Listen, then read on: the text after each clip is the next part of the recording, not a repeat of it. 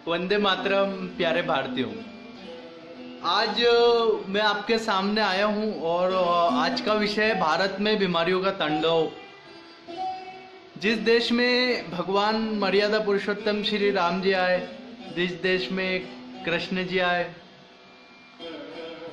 जिस देश के अंदर महाबली हनुमान जी आए, पराक्रमी अर्जुन आए, जिस देश के अंदर वीर योद्धाओं के अगर नाम लिखे जाएं, महापुरुषों के नाम लिखे जाएं, तो मैं नहीं मानता कि दुनिया के सारे शायद जितने भी पेज है वो सब भर सकते।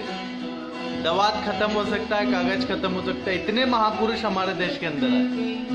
लेकिन अचानक से उस महापुरुषों वाला देश जहां पर कहा जाता है जीवते शरदा शतम, मतलब 100 साल तक जिया जाए, उस देश के अंदर लोगों का आयु 60 वर्ष हो गया। अच्छा चलो ठीक है, 60 साल भी हो गया, कम हो गया, लेकिन वो 60 में भी वो पैदा होते ही बीमार हो जाता है। अरे पैदा तो बहुत दूर की बात है, वो जब गर्भ में 1 दिन का होता है तभी से उसको बीमार है, इस प्रकार का प्रोसेस मेडिकल द्वारा शुरू कर दिया जाता है। जब वो उसकी माँ के गर्भ में होता है तो उसकी माँ को प्रेग्नेंट नहीं कहा जाता, पेशेंट कर दिया जाता है। तो आप सोचिए कि कितना बड़ा दुर्भाग्य है इस देश का कि जिस देश में हमारे महापुरुषों ने बचपन में शेर का मुंह फाड़ दिया, उस देश में एक 25 साल के लड़के को, 15 साल के लड़के को, 10 साल के लड़के को हार्ट अटैक आ रहा है।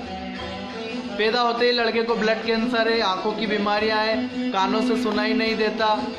जिस देश के अंदर महाराणा प्रताप 80 किलो का भाला लहराया करते थे, उस देश के अंदर पोलियो के मरीज आ गए।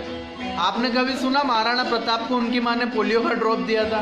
नहीं ना, क्योंकि जरूरत ही नहीं है इतना।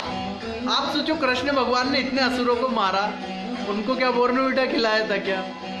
शिवाजी महाराज ने इतने सारे युद्ध करे तो उनकी माँ ने उनको हॉर्लिक्स खिलाया था, जीजा माँ ने?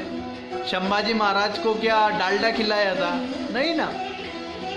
भारत को पूरे षड्यंत्रिक तरीके से बीमार बनाया गया और उसका बहुत बड़ा जो कारण है वो हमारी गुलामी रही है। और गुलामी के बाद जो आज़ादी आई वो और खतरनाक आई। तब तो हम गुलामी से भी बुरी स्थिति में पहुंच चुके थे। ये जो तथाकथित आज़ादी आई, इसके अंदर हमारा पूरा जो साइंस था, जो कल्चर था, जो हमारी वैदिक परंपराएं थी, उनको नष्ट कर दिया गया। अब आप बोलेंगे कि वैदिक परंपराएं नष्ट कैसे कर दीजिए? आप तो अपने आप को विरोधक मानते हो इन नीतियों का। हम विरोधक नहीं है, हम आलोचक नहीं है, हम विश्लेषक भी नहीं है, लेकिन जो दिख रहा है वो तो सबको ही दिख रहा है ना, कि जिस देश के अंदर 200-300 साल पहले शिवाजी महाराज आए थे, संभाजी महाराज आए थे, जिस देश के अंदर 400-500 साल पहले संत ज्ञानेश्वर जी आए थे, संत तुकाराम जी आए थे, उस देश के अंदर अचानक से बीमारियों का तांडव कैसे आया? तो देखिए, आपको षड्यंत्रिक तरीके से मेंटल स्ट्रेस किया गया। कैसे? आपको बोला गया कि आपके गर्भ में माताओं को कहा जाता है, जब वो डिलीवरी पीरियड में होती है, 3-4 महीने का उनके गर्भ के अंदर बच्चा होता है, तब उनको कहा जाता है आपका तो क्रिटिकल कंडीशन है, वेरी वेरी क्रिटिकल कंडीशन, आपका बच्चा तो उल्टा होने वाला है, पंगु होने वाला है, लूला होने वाला है, लंगड़ा होने वाला है, उसके ब्रेन में ये कमी है, उसके हार्ट में ये कमी है, और उसको दवाइयाँ दी जाती है। बस यहीं से व्यापार शुरू होता है। व्यापार और बीमारियों का तांडव, ये दोनों एक ही सिक्के के दो पहलू है। मतलब एक तरफ बीमारियां हैं तो दूसरी तरफ व्यापार है।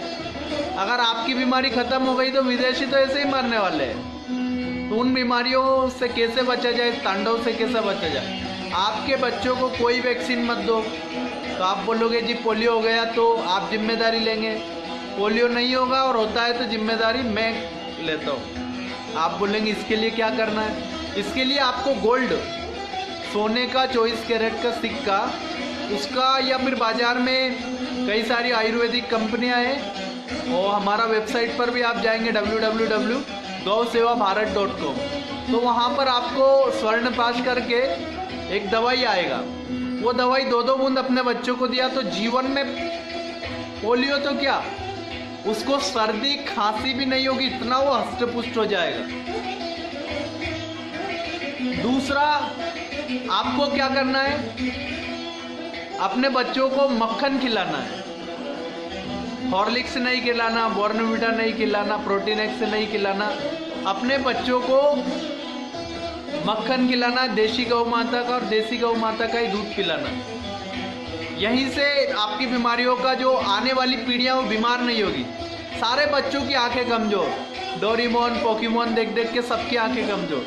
तो आंखें कमजोर नहीं हो तो क्या करने का, 2 काली मिर्ची लेने का, 3 बादाम लेने का, और उसको 1 चम्मच घी में मिक्स करके उसके पाउडर को और बच्चों को देने का। उनकी आंखें गिद्ध से तेज हो जाएगी, गिद्ध से भी तेज हो जाएगी,